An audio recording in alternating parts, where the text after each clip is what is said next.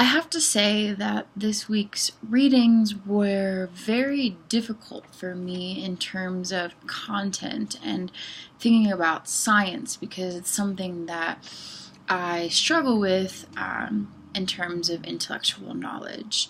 I wanted to pull a quote from the Calvino essay on the Priscilla series on page 6. Quote, "It was the discovery of something else that wasn't yet something, but anyhow wasn't me. Or, rather wasn't me at that moment, and in that point, and therefore was something else. And this discovery aroused an exhilarating enthusiasm in me. No, a torment, a dizzying torture, the dizziness of a void which represented everything possible, the complement of that fullness that was for me all. And there I was, brimming over with love for this elsewhere, this other time, this otherwise silent and void."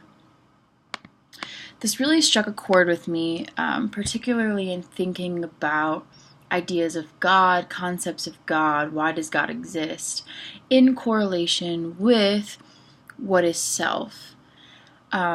Lately I've been diving into some of the work of Jacques Derrida and Levinas, and I was pulled to this text, The Gift of Death, by Derrida.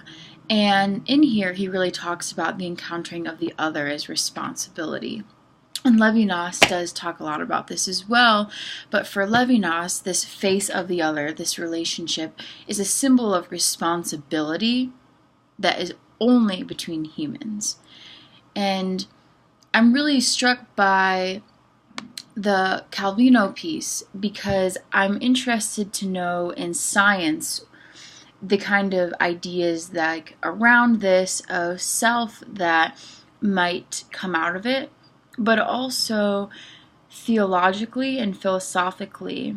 I'm pulled in many different directions, and also hints of Jung come to mind in terms of the shadow. What is the self in relation to everything that is not self, but then I discover is that self, the very shadow anima animus archetypal idea.